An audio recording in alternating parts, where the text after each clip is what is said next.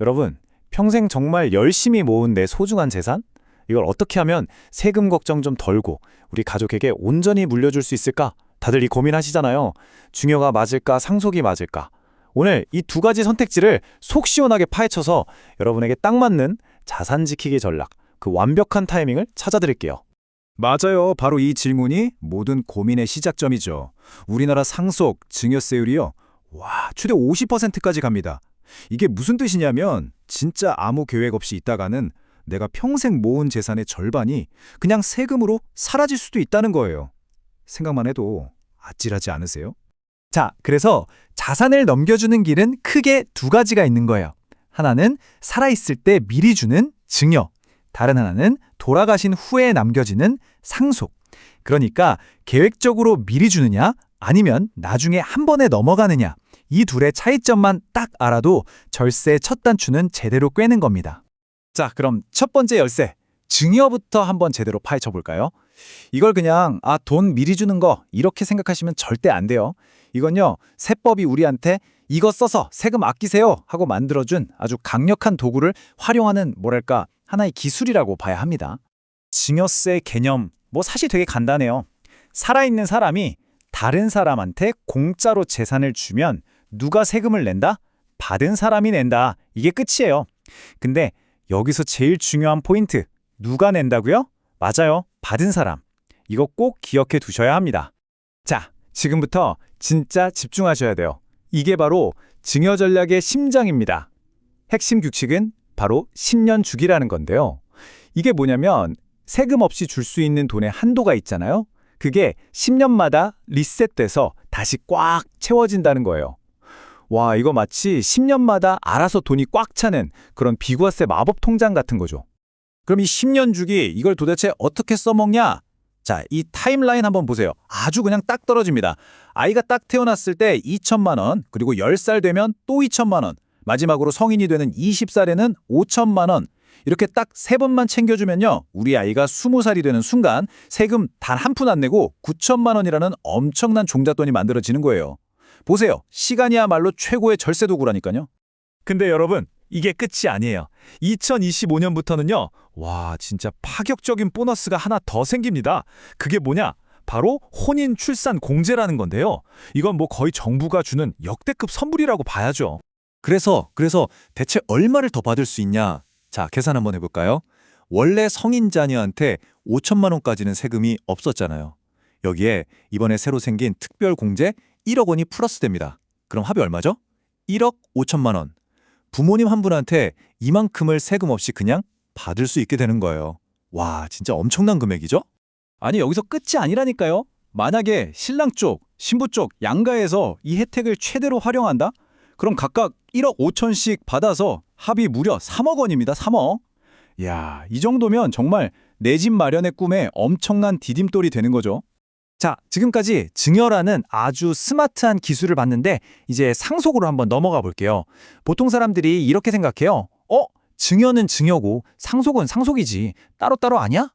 천만에요. 절대 아닙니다. 사실 이 둘은요, 보이지 않는 끈으로 아주 그냥 꽉 묶여 있어요. 이 연결고리를 모르면 나중에 진짜 큰일 날 수 있습니다. 일단 상속세는 겉으로만 보면 공제 혜택이 엄청 커 보여요. 자, 다른 거 복잡한 거 다 잊어버리고 이것만 기억하세요. 기본으로 5억 원, 배우자가 있으면 또 최소 5억 원. 이것만 합쳐도 얼마예요? 10억이죠.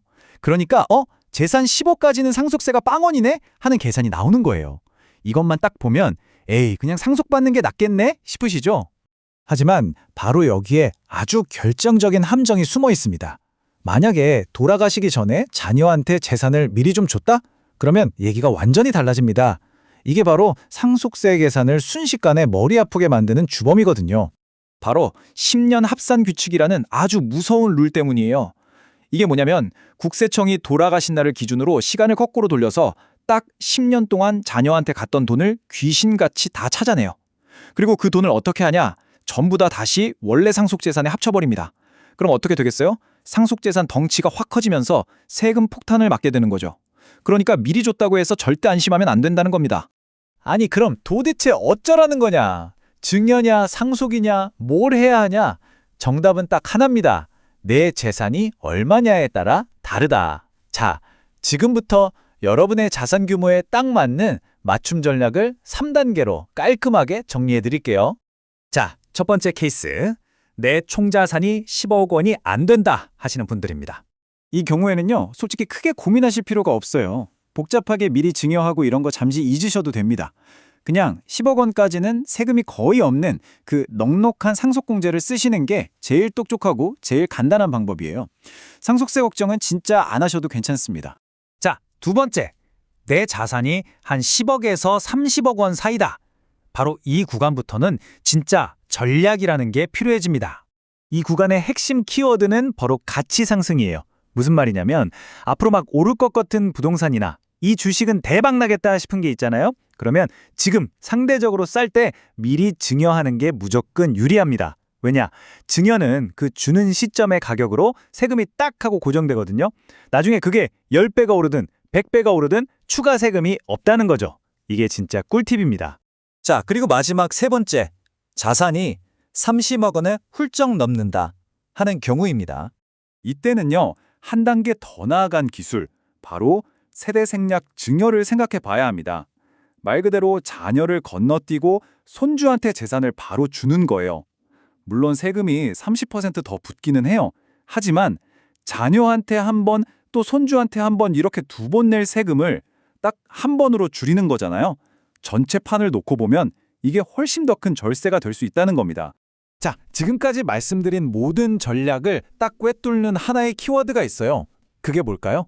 바로 타이밍입니다. 언제, 어떤 자산을 누구에게 줄 것인가. 여러분의 이 선택 하나하나가 우리 가족의 미래를 결정한다고 해도 진짜 과언이 아니에요. 아니, 이 타이밍이 왜 그렇게 중요하냐고요? 자, 이 무시무시한 세율표를 한번 보세요.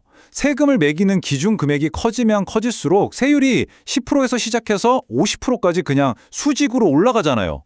우리가 왜 자산을 쪼개서 미리미리 증여하냐? 바로 이 높은 세율 구간을 어떻게든 피해보려는 필사적인 노력인 거죠. 우리가 오늘 이걸 공부하는 진짜 이유가 바로 이 표 안에 다 있습니다. 자, 마지막으로 앞으로 바뀔 수도 있는 내용도 잠깐 짚고 넘어갈게요. 요즘 상속세 바꾸자는 얘기가 많잖아요. 지금은 돌아가신 분의 전체 재산을 기준으로 세금을 매기는 유산세 방식인데 이걸 앞으로는 상속받는 사람이 각자 자기가 받은 만큼만 세금을 내는 유상취득세로 바꾸자는 거예요. 만약 이렇게 바뀌면 자녀가 많을수록 전체 세금이 줄어드는 효과가 생기겠죠. 이 변화가 어떻게 될지도 앞으로 계속 지켜봐야 합니다. 증여 상속, 복잡한 세금 규칙, 또 앞으로 바뀔지도 모르는 제도까지 생각만 해도 머리가 지끈지끈 아파오죠. 그렇다면 이 모든 걸 다 뚫고 내 소중한 자산을 지킬 수 있는 최적의 골든타임, 대체 그게 언제일까요? 정답은 미룰 수 없습니다. 바로 지금입니다. 왜냐고요? 우리가 오늘 배운 거의 모든 증여 전략의 기본 단위가 바로 10년이기 때문이에요. 10년이라는 긴 시간을 이기려면 방법은 딱 하나, 오늘 시작하는 것뿐입니다. 더 이상 미루지 마시고 오늘 들으신 내용을 바탕으로 여러분만의 첫 번째 계획 한번 시작해 보시는 건 어떨까요?